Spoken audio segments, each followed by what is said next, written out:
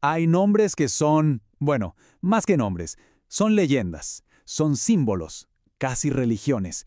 Y hoy vamos a meternos de lleno en la historia de uno de esos nombres, una figura que fue mucho más allá del deporte para convertirse en un verdadero mito, Diego Armando Maradona. Y para entender a Maradona, creo que hay que empezar justo aquí, con esta frase, su frase más icónica. Porque estas palabras lo resumen todo, ¿no creen? Encierran esa dualidad que lo marcó para siempre. Por un lado, el hombre, con sus errores. Por el otro, el genio, el artista intocable. Toda su vida fue esa lucha constante entre sus demonios y, bueno, su talento casi divino. A ver, su historia es como una epopeya de nuestros tiempos. Porque no estamos hablando solo de un futbolista. Estamos hablando del nacimiento de un dios cultural. De ahí viene ese apodo, D10, un juego de palabras increíblemente perfecto entre Dios y el número 10 que siempre llevó en la espalda. Y claro, como toda gran leyenda, la suya empieza desde abajo. Este es el clásico viaje del héroe, ¿no? Desde un barrio muy humilde hasta la cima del mundo. Ok, situémonos. Todo empieza en Villa Fiorito, una villa, un barrio muy pobre, en las afueras de Buenos Aires. Para el pequeño Diego, el fútbol no era un juego, no era un hobby. Era literalmente la única salida posible. Y su talento era tan descomunal, tan obvio, que muy rápido se ganó el apodo que lo definiría para siempre: el pibe de oro. Y cuando decimos que su ascenso fue rápido, nos quedamos cortos. Fue vertiginoso. Miren esto, con solo 15 años, 15, ya era profesional en Argentinos Juniors. Poquito después, en el 81, cumple el sueño de su vida, campeón con Boca. Y de ahí, ¡pum!, el salto a Europa, al Barcelona. Piénsenlo, en poquísimos años pasó de ser un chico prodigio a un héroe nacional. 116.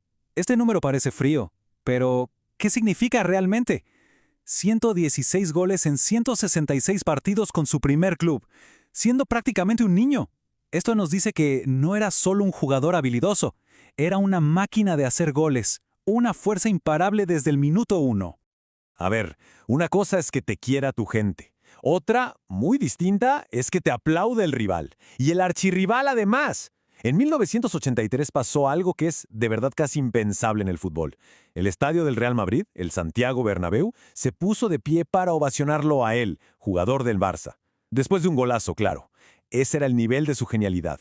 Rompía con todo. Pero ojo, su gran leyenda en Europa no la iba a escribir en un club superpoderoso y cómodo como el Barcelona. No. El destino lo llevó al sur de Italia, a Nápoles, a un equipo que peleaba por no irse al descenso. Aquí es donde el mito realmente explota. Y para entender la locura que fue Maradona en Nápoles, primero hay que entender cómo era Italia en ese momento. Había un abismo. El norte, con Milán, con Turín, era rico, poderoso, industrializado. El sur era pobre, era el olvidado, incluso despreciado. Así que cuando Maradona llega a Nápoles, no llega a un equipo de fútbol, llega para ser la bandera de la revancha de todo el sur de Italia. Y lo que hizo, bueno, roza el milagro. Miren, llegó a un club que, como decíamos, peleaba por no descender. Y con él, el Napoli gana su primer scudetto, su primer título de liga en toda su historia. Luego una Copa UEFA. Básicamente, él solo rompió el dominio total de los clubes ricos del norte. Se puso a toda una ciudad, a toda una región, sobre sus hombros. Y les dio algo más que títulos. Les dio orgullo. Ok, si Nápoles fue el lugar donde se convirtió en rey, el Mundial de México 86 fue donde se convirtió en Dios. Este es el punto más alto, el apogeo absoluto, la Copa del Mundo que un solo hombre pareció ganar por su cuenta. Y el momento clave de ese Mundial es este, cuartos de final contra Inglaterra. Hay que recordar el contexto. Solo 4 años antes había sido la Guerra de las Malvinas. Así que esto, para Argentina, era mucho, muchísimo más que un partido de fútbol. Era una cuestión de orgullo, una revancha simbólica en una cancha. Y en ese partido, en un lapso de apenas 4 minutos, Maradona resume toda su leyenda. Primero, llega esto: la picardía, la trampa, la astucia del potrero. Un gol con la mano que el árbitro no ve. Y cuando le preguntan, él sale con esta frase genial, casi mitológica: fue un poco con la cabeza de Maradona y otro poco con la mano de Dios. Pero si pensaban que eso era todo, se equivocan, porque solo 4 minutos después de la mano de Dios llegó la genialidad en su estado más puro. Recibe la pelota en su propio campo, Y a partir de ahí, una carrera de 60 metros en 10 segundos, dejando en el camino a 5 jugadores ingleses, al arquero y le empuja a la red. Es simplemente el gol del siglo, una obra de arte que desafía la lógica. Y creo que nadie lo pudo describir mejor que el relator Víctor Hugo Morales en ese momento. Sus palabras son historia pura. Barrilete cósmico, ¿de qué planeta viniste? Porque no había otra forma de explicarlo. No parecía humano. Ese gol no fue solo una jugada. Fue el momento en que Maradona se instaló para siempre en la eternidad del fútbol. Pero toda luz tan brillante inevitablemente proyecta una sombra muy oscura.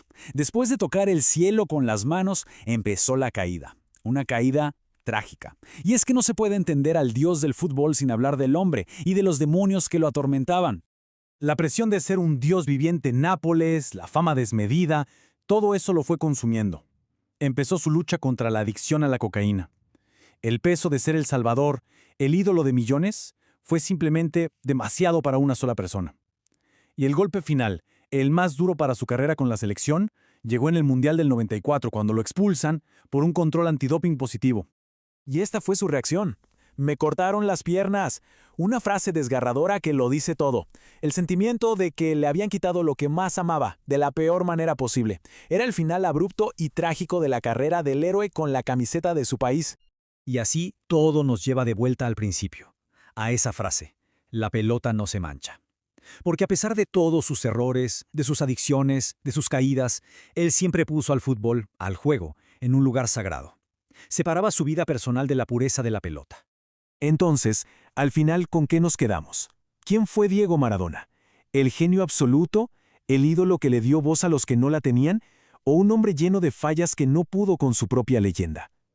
La gran pregunta que nos deja su vida y que sigue abierta es esa. ¿Se puede separar al artista de su obra? ¿Es necesario hacerlo? Quizás no hay una sola respuesta.